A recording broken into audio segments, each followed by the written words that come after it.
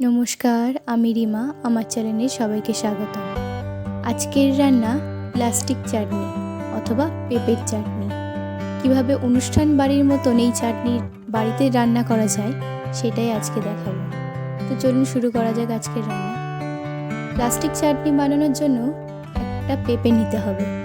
আমি এখানে একটা পেঁপে নিয়েছি, আপনারা আপনাদের পরিমাণ মতন নিতে পারেন। পেঁপেটা এবার ভালো করে কেটে ধুয়ে নেব। পেঁপেটা কেটে ধুয়ে নিয়েছি, ঠিক এইভাবে কেটেছি, কারণ আমরা এটা কুড়িয়ে করব।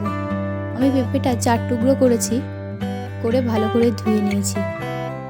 এইভাবে পুরো সবুজ অংশটা ভালো করে ফেলে দিতে হবে। তারপর কোড়ানির সাহায্যে এটাকে কুড়িয়ে নেব। কোড়ানির বড় মুখটা দিয়ে কোড়াবো, ছোট মুখটা না, বড় মুখটা দিয়ে কোড়াবো। খুব সাবধানে হাত বাঁচিয়ে ভালো করে কুড়িয়ে নেবেন।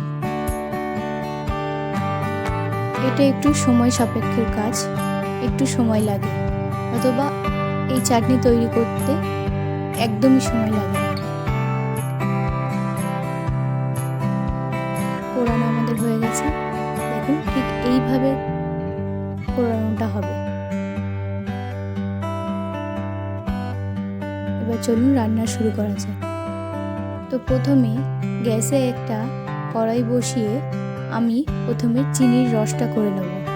এখানে আমি একটা পেঁপের জন্য 150 গ্রাম চিনি দিয়েছি, আর ওই বাটিরই মেপে 1.5 বাটি জল দেব।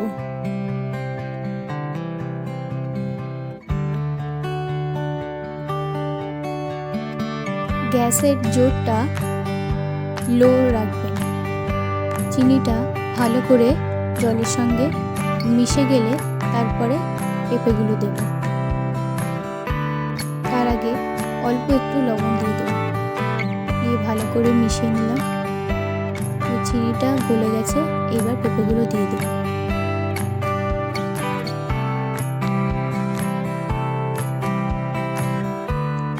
পেঁপেটা দিয়ে ভালো করে চিনির সঙ্গে মিশিয়ে নিয়ে আমরা ঢাকা দিয়ে দেব। 15 মিনিট এটাকে ফুটতে দেব। গ্যাসের ফ্লেম এবার মিডিয়াম রাখবেন। 15 মিনিট ফোটা পরে ঠিক এই রকম দেখতে হবে।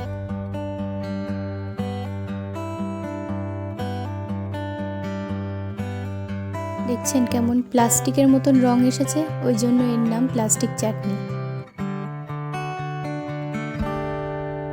এইবার আমরা এতে 2টো এলাচ এইভাবে ফাটিয়ে দেব।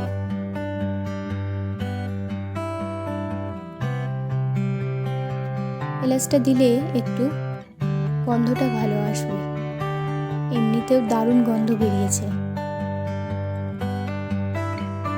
তারপরের মধ্যে আমরা দেব অল্প করে কাজু বাদাম, অল্প করে কিশমিশ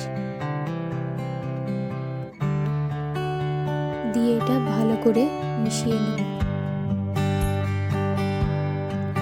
গ্যাসের ফ্লেম মিডিয়াম রেখে এইভাবে আস্তে আস্তে এটাকে নাড়িয়ে নিতে হবে।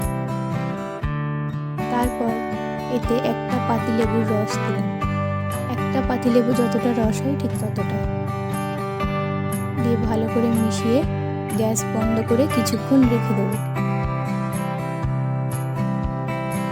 ব্যাস রেডি আমাদের প্লাস্টিক অথবা পেঁপের চাটনি, একদম অনুষ্ঠান বাড়ির মতন। এবার চাটনিটা ঠান্ডা হলে একটা পাত্রে নিয়ে ফ্রিজে রেখে দেবেন, তারপরে বের করে খাবেন। টেস্টটা আরও ভালো লাগবে।